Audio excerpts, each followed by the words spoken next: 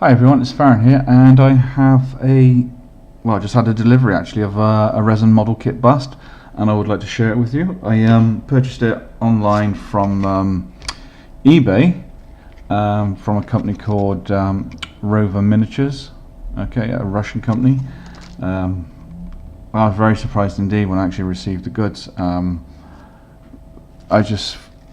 Wow, I'll let you decide. Okay. This is just known as the Orc Bust, okay, and it's a resin model bust, and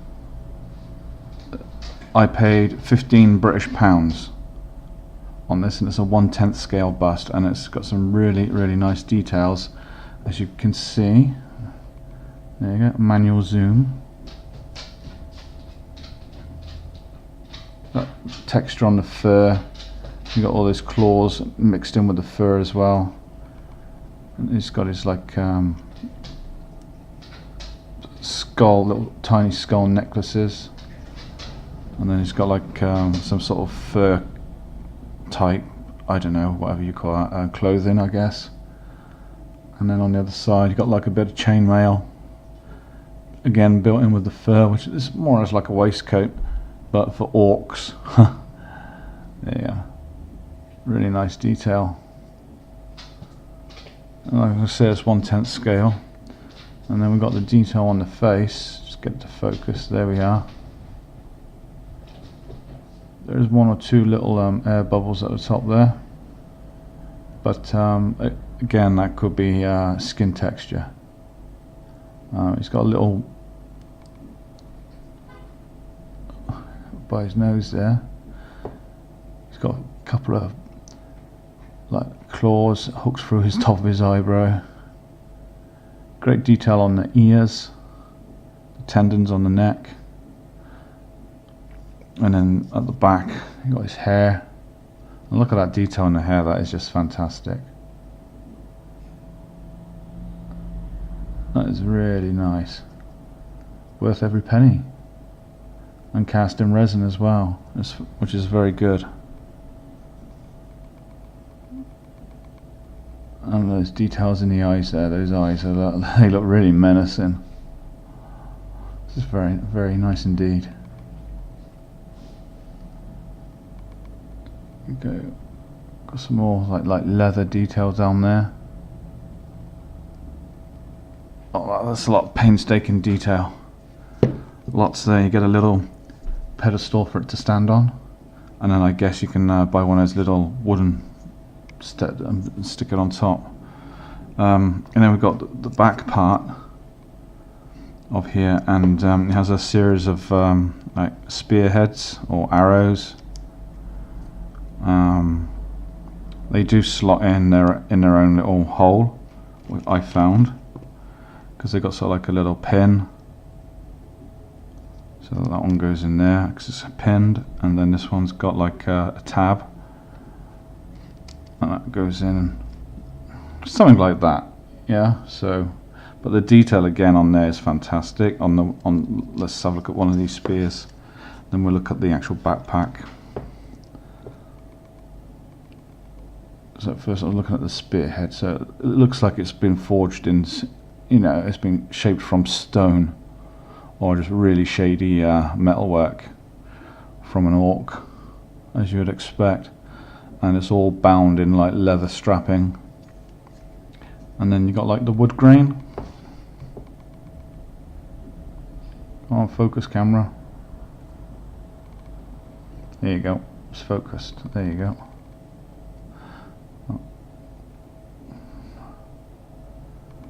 So there you can see there's some really nice detail, like cloth bound around the spear. And then the second spear again. Lovely detail in that spearhead. Looks really barbaric. But again, that's really nice, and the wood grain on it is just fantastic. And then we've got like this diamond shape arrowhead now.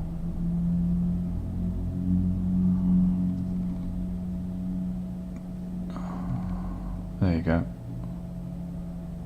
You got that nice wood grain running along the shaft there as well. Absolutely lovely. And then on the back here, you've got the quiver. And this is basically the pelt that he's wearing. And on here, he has this huge sword. Well, you have about a quarter of the sword and then the hilt. And that will just, and it slots in neatly like that.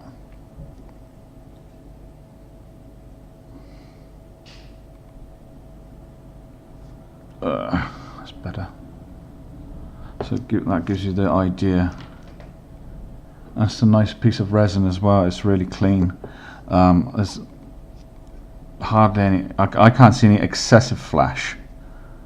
An odd air bubble here and there, but that's expected with any resin kit you have, whether it's recasted or not. So that's that. And again, that part, the pelt.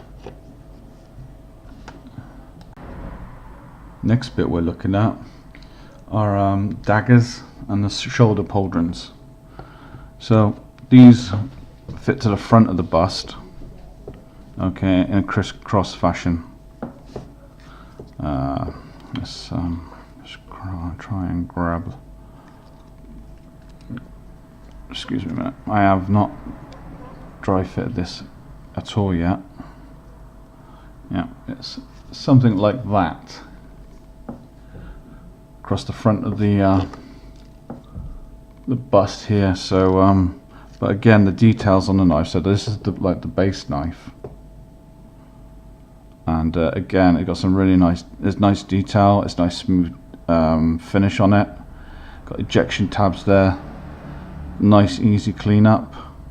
Minuscule amount of bearing on the edges, but it's something that is so easy to clean up, and you'll be none the wiser. Can't really see any mold seams where the two parts of the mold join together. This is really nice casting. And then we've got this shoulder pauldron. There you go.